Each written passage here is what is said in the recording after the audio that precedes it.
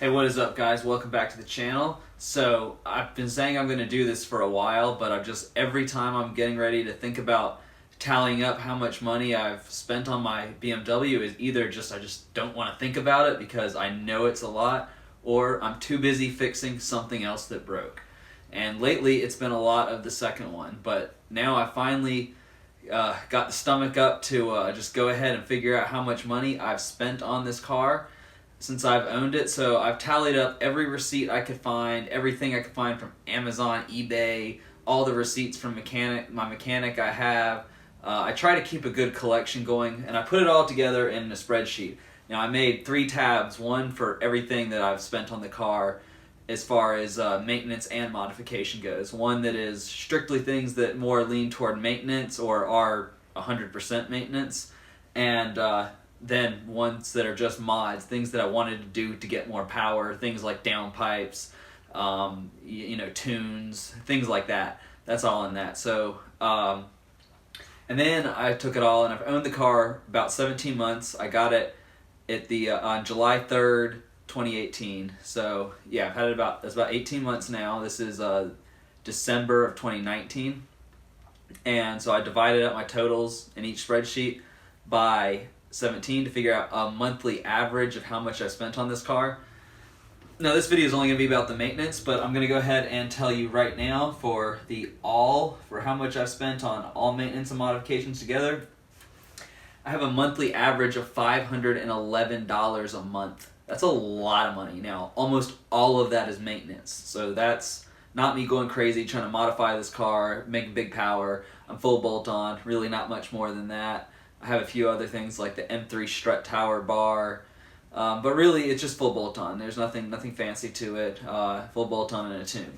So the maintenance, I have a monthly average of $426 a month in maintenance. So that's a lot. That's most of the money there. And then modifications, I have a monthly average of $83.40. So I'm not spending crazy money modifying this. And the last thing I even spent on the car modifying it was about 4 months ago now. That was the M3 strut bar. Before that, the last thing was downpipes. So I really don't go crazy modifying the car. And the downpipes was about a year ago now. So I've been running catless downpipes about a year. Anyway, so let's get into the maintenance. So we're just gonna go through it. It's pretty much in sequential order. I moved a few things around so they'd be like kind of where they belong. Well, you'll see what I mean as I go. So let's go ahead and go through this. So put all my software stuff sort of together first. So I bought the MHD monitoring software. That was $69. Now I've concluded that with maintenance because the MHD app, it's really good for just pulling codes real quick. It doesn't take any skill, it doesn't take any time. You can pull your codes, kind of get an idea of what's going on if you get a check engine light or something. And you can also monitor the car to see what's going on, try to help with diagnostics and data logging and stuff, which can be used for performance, but can also be used to kind of help you get an idea of what's going on with the car. So I think that belongs more with maintenance. And then after that, I also have the Beamer Geeks Pro Tool Master License, so you can do everything with that. Pretty much can do most things that the IMPA suite can do, but it's really not as good. And if you already have input and you're comfortable using that set of software and ISTA and all that, you really don't need this. This is kind of redundant, and I kind of wish I didn't have it. I really wanted it for the wireless gauges, but they're not any good. So it's nice to have, and I do use it. And I'm not saying it's a bad app because Beamer Geeks is awesome. That's where I've gotten all my software from. So I'm not hating on them in any means. I just think that the app is kind of overkill. It's redundant. And then their wireless adapter, which you have to make the app work, is another $40, or you have to have some other kind of fancy wireless adapter. It doesn't necessarily have to be their brand, but you have to have the one that can transmit a lot of data over it wirelessly. So I had to have an intake valve cleaning. That's also walnut blasting is what that is known as, and that ran me $350. That's all labor. The shop doesn't charge you for the walnuts. I mean, they obviously make it up in the labor cost. Then also at the same time, I had the oil filter housing gasket and the coolant hose that connects to it replaced, and that was $392. Then I had to replace the valve cover, so that was $430 in parts. And then so I got halfway through the DIY and I realized I wasn't going to get the car done. I was just really frustrated, and I was closer to breaking something than I was getting it done. So actually I broke one of the vacuum canisters, which was like $20 to replace. But so I got it to the mechanic, and he charged me $363 in labor to put the new one on. I guess he gave me a discounted rate because he didn't have to take it off. I had already done that part for him. And then I also had to do plugs and coils right around the same time. That was $206. I did it myself. It's a very, very easy DIY. I've actually done it twice. But the second time through, it was covered by the FCP Euro lifetime parts guarantee, so no cost to me. Then I upgraded the charge pipe to a VRSF charge pipe. Now I include that in the maintenance because these are known to blow, even on stock boost. So it's really just something that I think that you should do if you own these cars. It's maintenance with these cars. Get a metal one. You don't have to worry about it blowing up when you're driving down the highway. And that ran me $217.98. And then I replaced the front brakes on the car. For the rotors, that was $127.56. Also, I had to replace the front brake pads, and that was about $60. I've also replaced both boost solenoids on the car. I was having a problem with boost bleeding off, and I don't think that my boost solenoids were actually bad, but it was just a good idea to replace them. I think the problem actually rested in the diverter valves, but I did replace both boost solenoids. That was $176. I replaced the low pressure fuel sensor, and that ran me $44.99. It was pretty, it's kind of a semi-difficult DIY because it's kind of right underneath the throttle body on the fuel line, but not hard at all. Did it myself, so $45. I added an oil catch can to the car. Once again, it's kind of a modification, but it's also maintenance just because it really helps with the carbon buildup by getting the oil out and just helping to separate the oil from the crankcase pressure before it recirculates through the intake. I upgraded all 15 feet of vacuum line to Ferocious Motorsports silicone vacuum hoses, and once again, kind of a modification, but the stock vacuum lines do crack. Happens on every car, but particularly on this car that just generates a whole lot of heat because of the twin turbos. Then I have some oil changes in here, so I've changed the oil about 6 times on the car at about the cost of $50 in oil change, so about $350 in oil changes. I replaced my BMS dual cone intakes. Now, it's kind of a modification, but the car came with them when I bought it. That was the only modification it had, was BMS dual cone intakes, so just replaced them with the exact same thing it already had, so that was more maintenance than modifying. And then later on I cleaned those same filters instead of replacing them, and that was about $25 in cleaning supplies.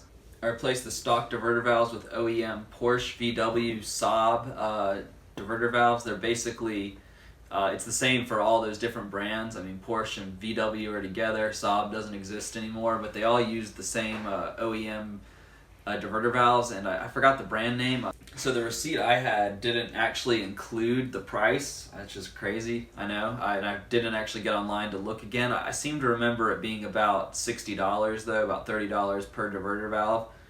And did it myself, did the install myself, and for connecting it to the charge pipe with the silicone, so the ones that came from VRSF, they were not reusable once I got the stock diverter valves off. The clamps had just eaten into them really badly, so I just used some dishwasher drainage piping from Home Depot. It's just silicone tubing basically, and put it on there, and it works just as well. I've had it on there well over a year, and I think it was like $5 at Home Depot, so it's a good thing there. If you ever need to hook up some tubing for diverter valves, just get a long piece from Home Depot and cut it down and put it on there. It works just as well as the stuff from VRSF.